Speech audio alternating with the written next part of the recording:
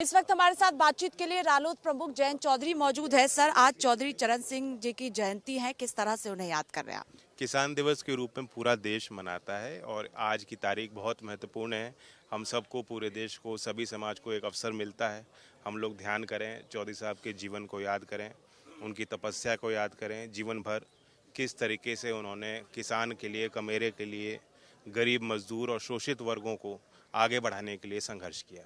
Sir, आज मुख्यमंत्री मुरादाबाद पहुंच रहे हैं, वहां पर चौधरी चरण सिंह जी की मूर्ति का अनावरण करने जा रहे हैं। आपको भी निमंत्रण मिला था, क्या आप जाएंगे और किस तरह से इसको आप देखें? मुझे कोई विधिवत निमंत्रण नहीं मिला। खैर, मना रहे हैं, अच्छी बात है, मेरी शुभकामनाएं हैं और हम चाहते हैं कि सभी लोग राजनीतिक सीमाओं से ऊपर उठकर चौधरी साहब से प्रेरणा लें और उनकी विचारधारा को आगे बढ़ाएं। मैं आज की तारीख पे याद भी दिलाऊंगा, क्योंकि मुख्यमंत्री जी अब चौधरी साहब के कर्मस्थली पे आ रहे हैं, तो वो भी याद करें कि उनके किसानों की क्या स्थितियां हैं। उत्तर प्रदेश पूरे देश में सबसे ज़्यादा गन्ने का पैदावार करता है और उस राज्य में अभी तक गन्ने का भाव घोषित नहीं हुआ। आपको लगता है बीजेपी इसके जरिए जाटों पर निशाना साधना चाहती है? नहीं, हर चीज़ में जाति को नहीं लाना चाहिए। चौधरी चरण सिंह जी उस समाज से हैं, लेकिन उन्होंने सिर्फ उस समाज की प्रति उनकी जिम्मेदारी नहीं थी या जवाबदेही नहीं थी।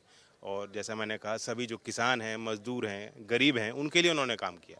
इससे हटकर एक सवाल है सर, इंडिया गठबंधन से जुड़ा हुआ, चूंकि अभी तक चौथी बैठकें हो चुकी हैं। कई पार्टियां चाहती हैं कि बसपा इंडिया गठबंधन का हिस्सा बने, लेकिन समाजवादी पार्टी कहीं ना कहीं विरोध जता रही है। जिस तरीके से अंदर बंद कमरे में बातचीत के बारे में विश्लेषण बाहर हो रहा है, वह अनुचित है।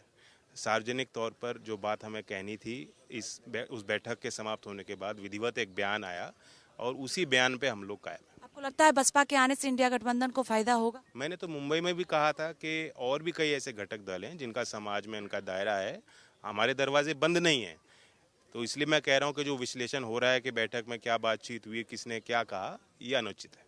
सर, आखिरी सवाल है मेरा कि जिस तरह से एक तरफ बीजेपी 2024 को लेकर लगातार बैठकें की जा रही है, कल से आज भी बैठक है, दूसरी तरफ इंडिया गठबंधन की चौथी बैठक हो चुकी है, लेकिन अब तक प्रधानमंत्री के चेहरे को लेकर या कोई ऐसी जो पूरी तरह से स्पष्टता नहीं निकल कर सामने आई। हमने कभी भी नहीं कहा कि हम प्रधानमंत्री के चयन को लेकर बैठक कर रहे हैं।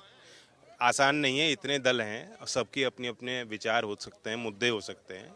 हम उन मुद्दों पे चर्चा करते हैं, किस तरीके से साथ मिलकर चुनाव लड़ा जाएगा, साथ समन्वय बनाया जाएगा, संगठनों को जोड़ा जाएगा। हम उन विषयों पे चर्चा करते हैं। सीटों को लेकर कब तक? किसी ने कोई दावा नहीं रखा है।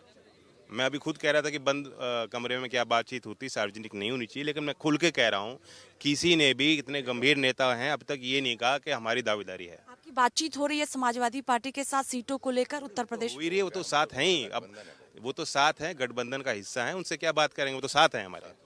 उनका फैसला और हमारा फैसला एक ही निर्णय है।